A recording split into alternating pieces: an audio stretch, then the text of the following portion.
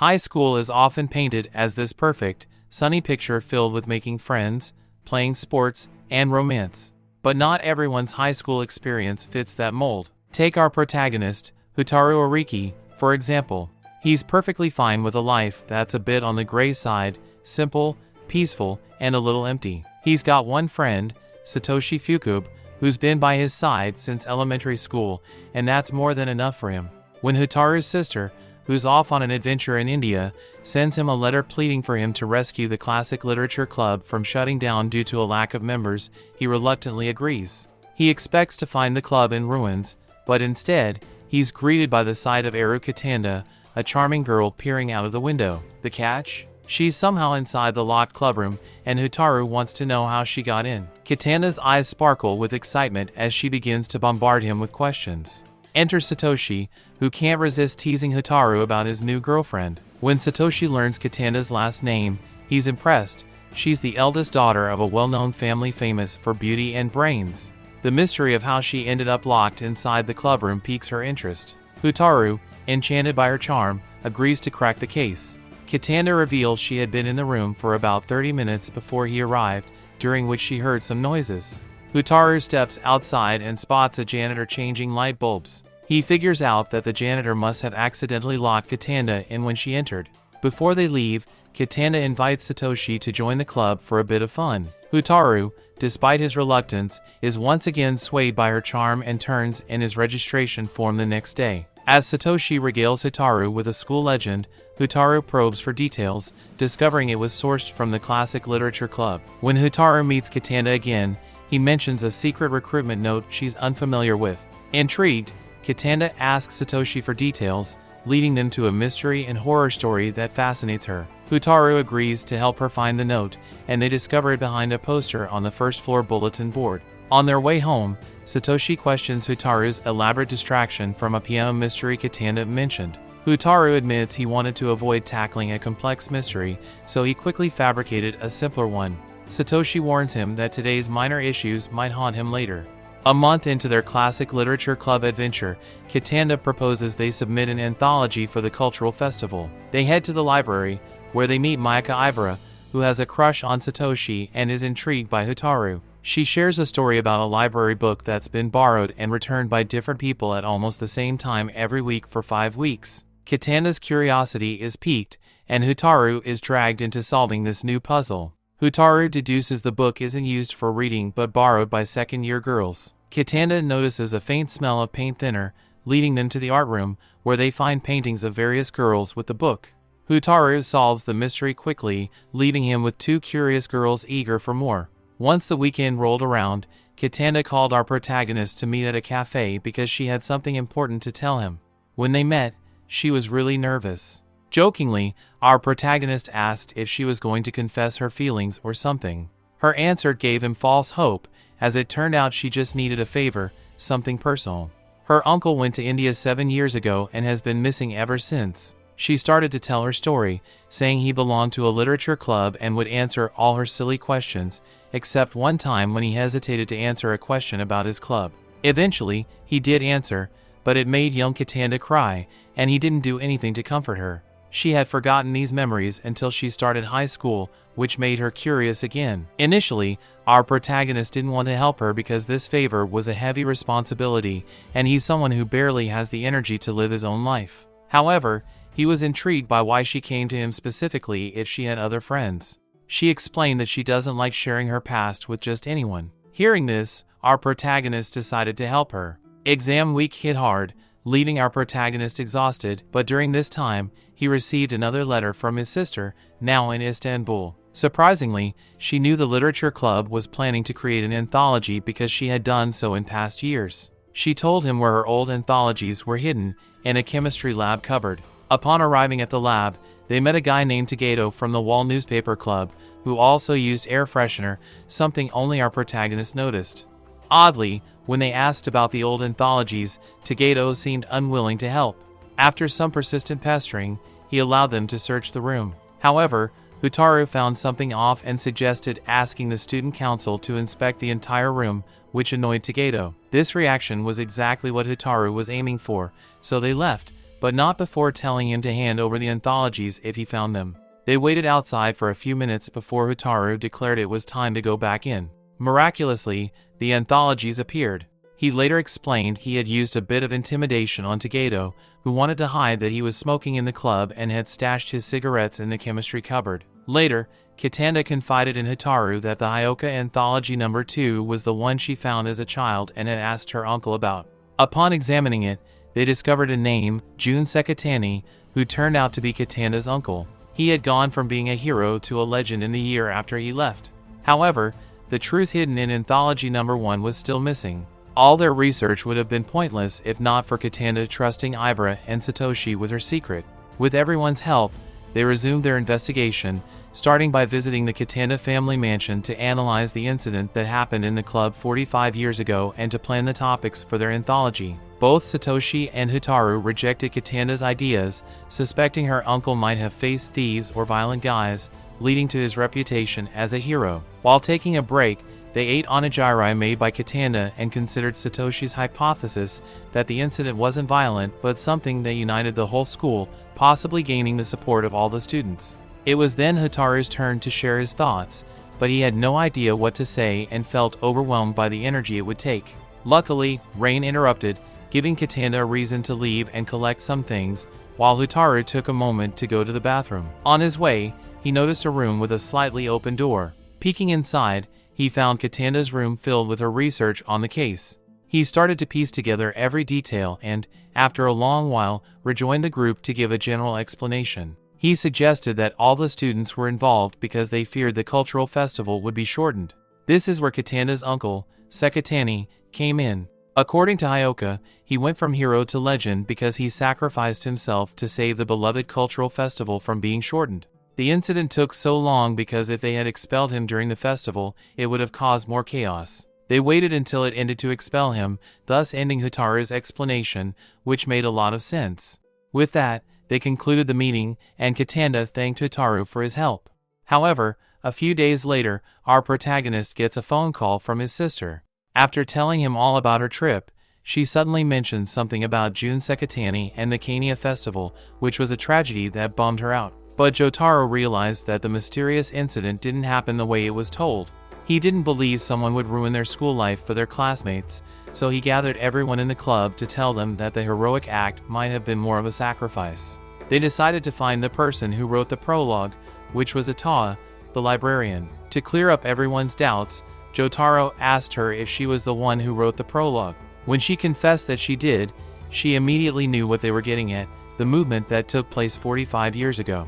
After Jotaro explained his hypothesis about what might have happened during that incident, Itawa was surprised because he spoke as if he had witnessed it all. So she got straight to the point, saying it was just as our protagonist described. The directors wanted to cut the festival from 5 days to only 2, which caused a huge uproar and a counter-movement without a clear leader. But they picked Kitanda's uncle as the chosen one, while the real Jun Sekatani was another guy leading from the shadows, never revealing his name. They even made a bonfire to lift their spirits and all that, but that's when the incident happened. A fire broke out and the sports building was destroyed. The school didn't forgive this behavior and decided to make an example by expelling the supposed leader of the movement. Since no one could do anything to help, he just kept quiet. However, his anthology HYOUKA was a perfect complaint about what happened to him. The cover had a wolf, symbolizing the school, and rabbits, representing the students. One rabbit was being devoured by the wolf, implying he was Jun Sekatani. No one knew why Kitanda's uncle chose the name HYOUKA for the anthology, but our protagonist was the only one who managed to interpret the title. HYOKA, when translated to English, means ice cream, but it also had a hidden meaning, sounding like ice cream. When Kitanda heard this, she started crying, remembering everything her uncle told her about HYOKA. This concluded the mystery, freeing Kitanda from that cruel memory that had haunted her. Days later, while our protagonist was in class, he suddenly heard screams from the neighboring classroom and recognized Kitanda's voice. When everyone gathered in a literature club, they chatted a bit until our protagonist mentioned Kitanda's argument with a teacher, which was a bad idea because it triggered her overwhelming curiosity.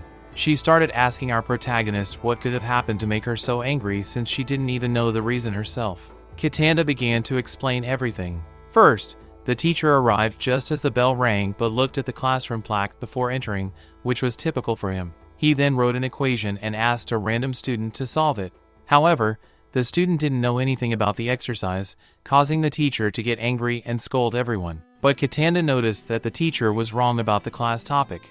She stood up to argue with him and end the commotion, which led to her pestering Jotaro to help her figure out how the teacher could have made such a mistake. After explaining everything, our protagonist concluded that the teacher had simply mixed up the letters of the notes for each classroom, confusing A with D. And so, that easy mystery was resolved. Days later, during summer vacation, the group went on a trip to the mountains to stay at a hot spring owned by Ibara's family. However, when our protagonist decided to go to the hot springs, he ran into Katanda. But upon arriving, he fainted from the heat and because he imagined things he shouldn't have with her.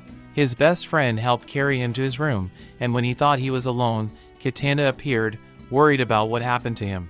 As night fell, Ibara's two little cousins told them a story about the abandoned room next door. It was a legend about a blood-curdling scream followed by the shadow of someone hanging from side to side, which led to the room being closed off. When our protagonist took a look, he noticed a girl running outside the inn but didn't give it much thought. However, the next day, Ibara said she woke up at midnight and saw that shadow, which left her terrified.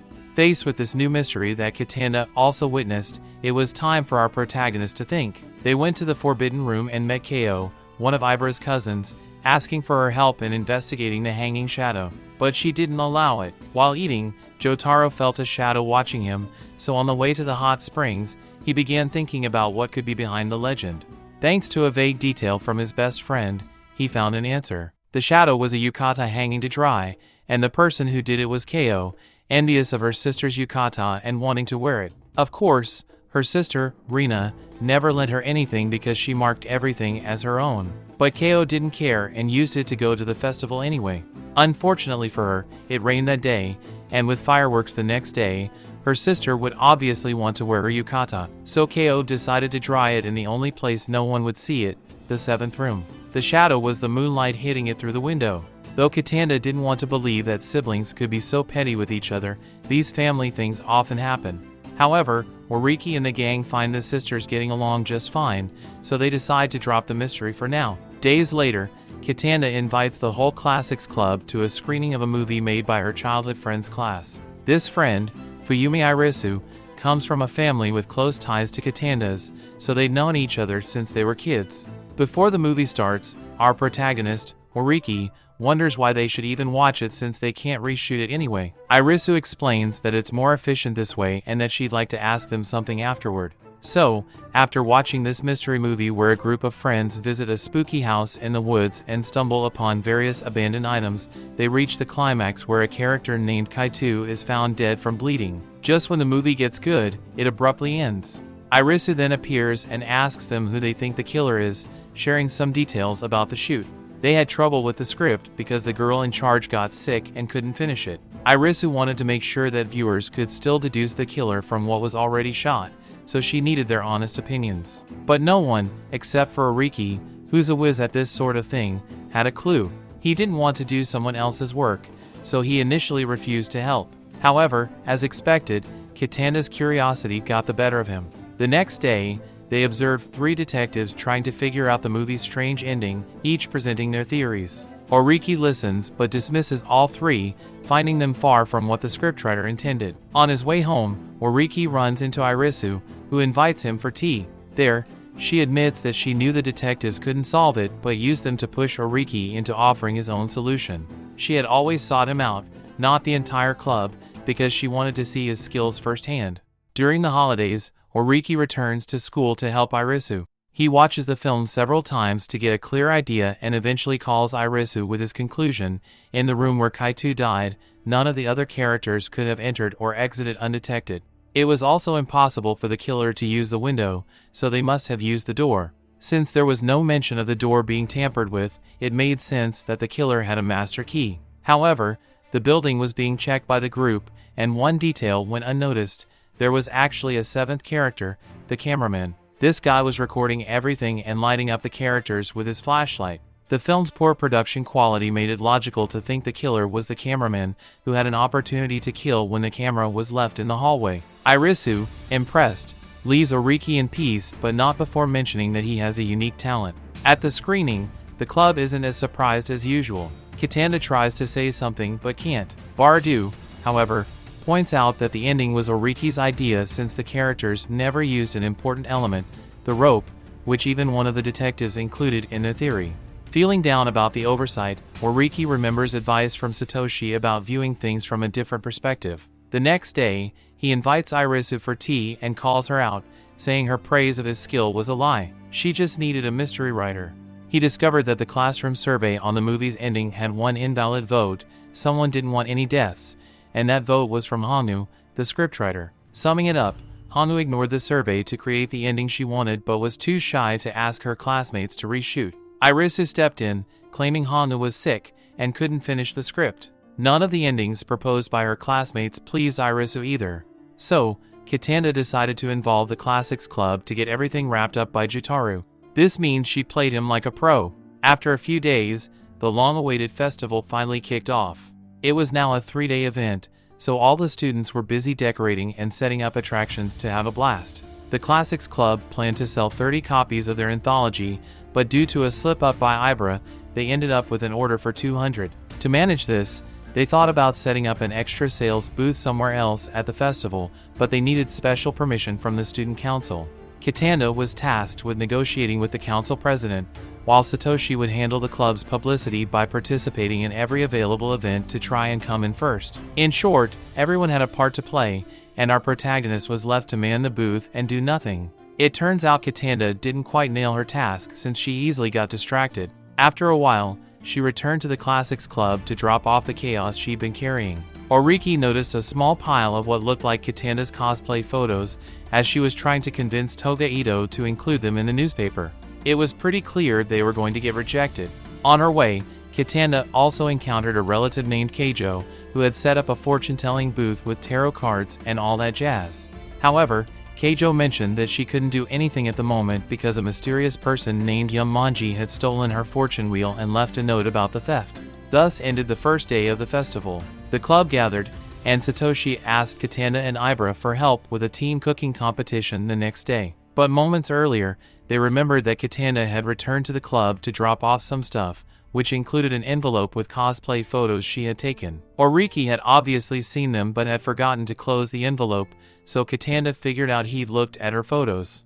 The next day, the thefts by Yamanji continued. Satoshi saw this as the perfect opportunity to channel his inner Sherlock Holmes, while Kitanda, besides asking Irisu for help selling the anthologies, also asked for tips on how to manipulate people.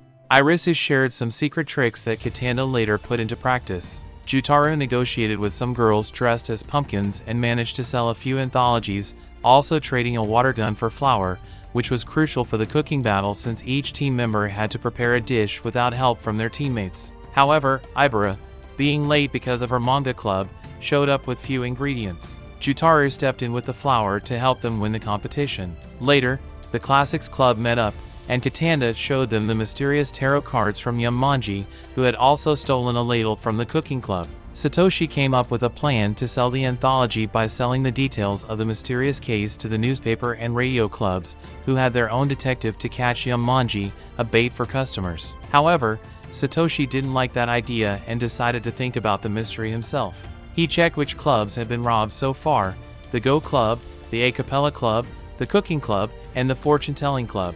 He concluded that the thief was following a pattern similar to the alphabet, so the last club to be robbed would be the Classics Club. Kitanda went back to Toga Ito to put her manipulation lessons into practice, though it didn't quite work out. She managed to get a chance by mentioning she had information about Yamanji. She then ran into Satoshi, who was heading to the Magic Club to try and catch the thief in action. He was surprised to see a lot of people searching for the mysterious thief. Yamanji seemed to be a step ahead, as he had stolen one of the candles from the show before it even started.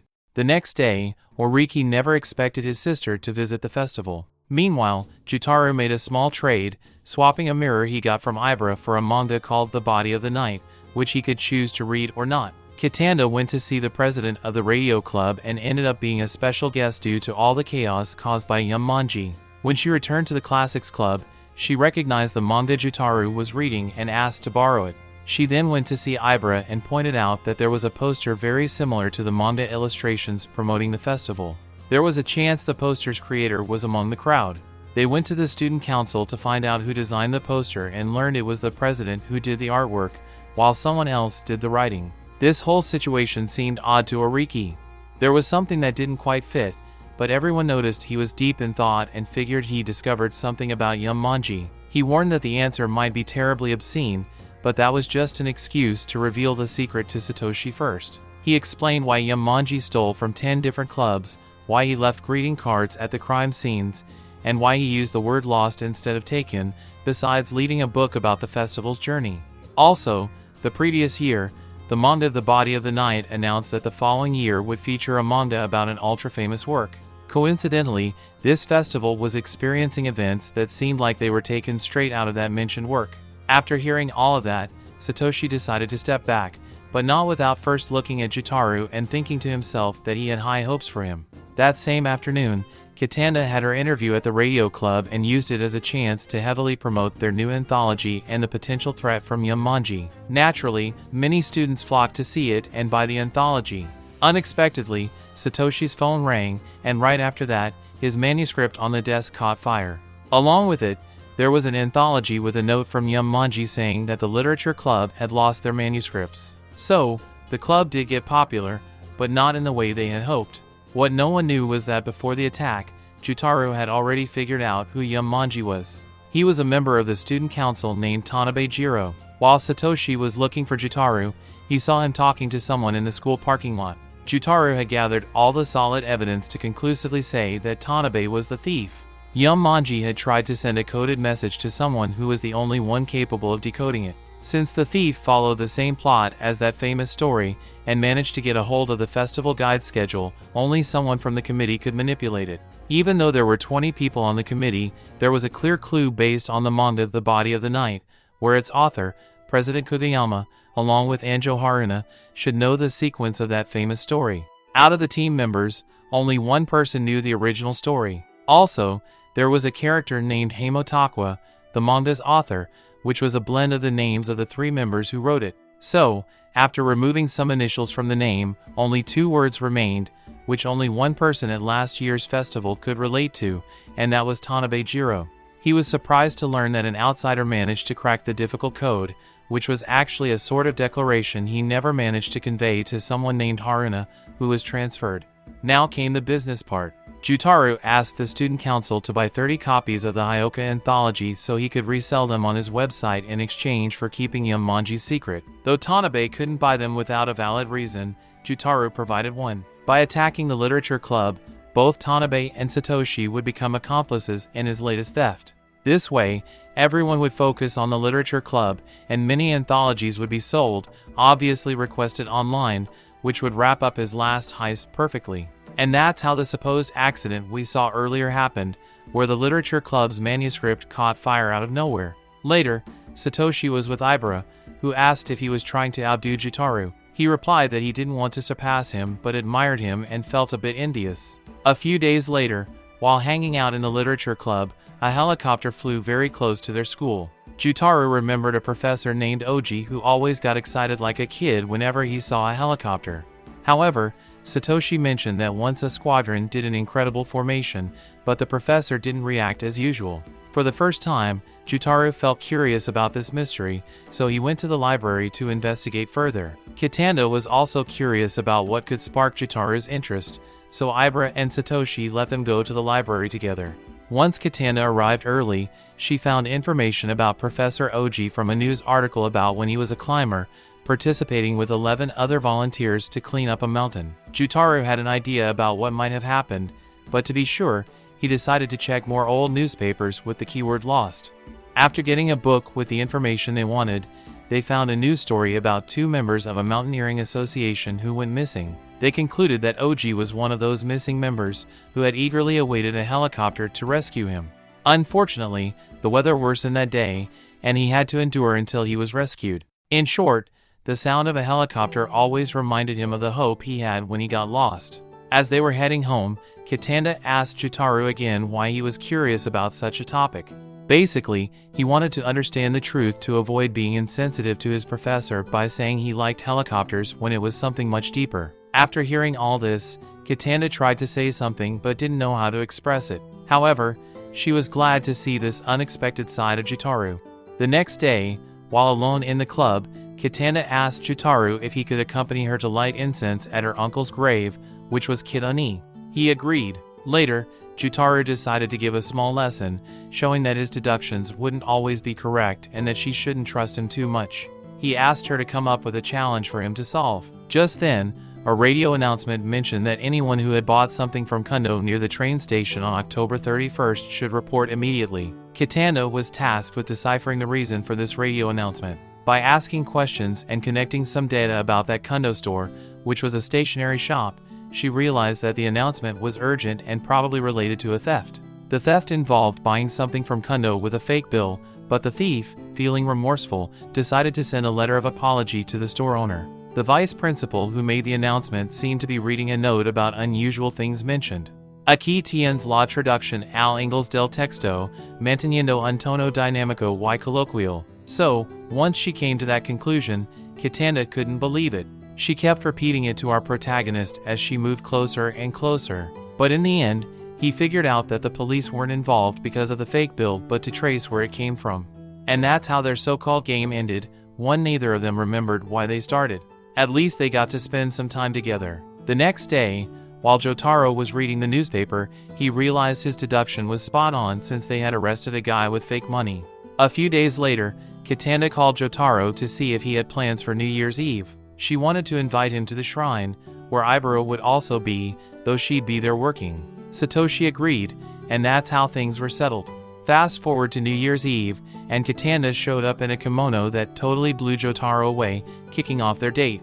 They then visited a local place run by a familiar face, Keijo, to show their respect and good wishes for the new year. While Jotaro observed the distinguished families around, they continued their journey to visit Ibera, who was finishing her shift in an hour. Later, they went back to Keijo's place, where she asked for their help to fetch more sake bowls from the storage. Jotaro decided to join her, but as they both entered, the door closed behind them, leaving them stuck inside the cold storage. They had to wait for someone to help them or for Jotaro to shout as loud as he could for someone to hear. However, Kitanda stopped him, saying she couldn't do that because people at the place and the temples knew her. In other words, they might misunderstand it as her being trapped alone with a guy. Since neither had their phones, Jotaro got creative and used a shovel to make a small hole so Kitanda could drop a recognizable handkerchief. A guy found it and took it to Keijo's place, where Ibera and Satoshi tried to decode the message. But since they were clueless, Jotaro threw his wallet, and as a last resort, they lowered Kitanda's bag with a rope. Finally, Satoshi got the message and ran to the shed to rescue them because Jotaro was freezing. Then we get a flashback to Valentine's Day when Ibera tried to give Satoshi chocolate, but he made up excuses not to accept it. She took it as a challenge to surprise him the next year, setting the stage for the new story. On the big day, we see Ibera leaving her artwork on the club's table, where Kitanda noticed all the effort she put in. Meanwhile, our protagonist was chilling in the library when Kitanda and Satoshi showed up, and she revealed that Ibera's chocolates had been stolen because she left the club door open. She wanted Jotaro's help.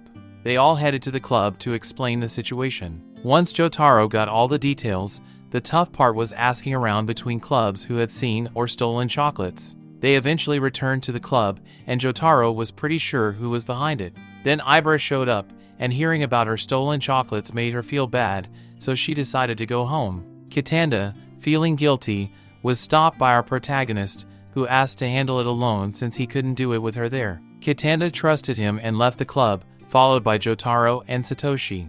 On the way, Jotaro asked to see her bag, and sure enough, Ibera's chocolate was in pieces, seemingly broken by Satoshi. This time, Jotaro wanted to know why he did it, fighting the urge to give him a smack. Satoshi explained that in the past, he only cared about winning and was demanding about many things, but it wasn't fun. Now, he didn't care much about any of that. However, he had a problem. He wanted to be with Ibera but didn't want the responsibility of worrying about her feelings, even if it meant hurting her and Kitanda in the process. Despite that, Ibera still hoped to win Satoshi's heart someday, and with this revelation, our protagonist learned a new side of his best friend he never knew. A few days later, our protagonist got a call from Katana asking him to carry her umbrella while she dressed up like a doll for a traditional temple festival. He agreed to help and went to the venue to get all the necessary instructions. But while the organizers were talking, Jotaro overheard that the parade would pass through a street under construction. He mentioned it, and they had to figure out how to solve the problem.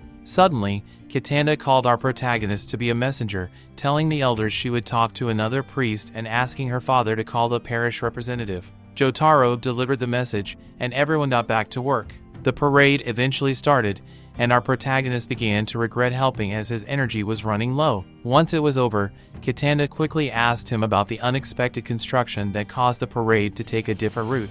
They both wrote their responses on their hands to show simultaneously and found they had both thought of the same person. The parade turned out to be unusual but in a good way, as they passed under a huge cherry blossom tree, which made everything better. They took a little walk home, knowing that for their second year, they'd be separated by their chosen courses. Especially Katana, who had to pick sciences due to her family role, with two options: either develop a commercial product or improve production efficiency as a key person in her family business. It wasn't the best choice for her, but she had to try not to waste her family's efforts. For a moment, it seemed like Jotaro tried to tell her he wanted to help with the second option, taking over the family business with her. Even though he didn't manage to say it, he knew there was still time to confess. And that's a wrap on this summary. I've been waiting so long for a second season of this anime, I might start setting up a shrine to it. If you enjoyed the ride, make sure to smash that like button, subscribe, and drop a comment about what you thought of the video or which anime you want me to dive into next. Hit that notification bell so you don't miss out on any future content. See you next time, and keep the anime vibes alive.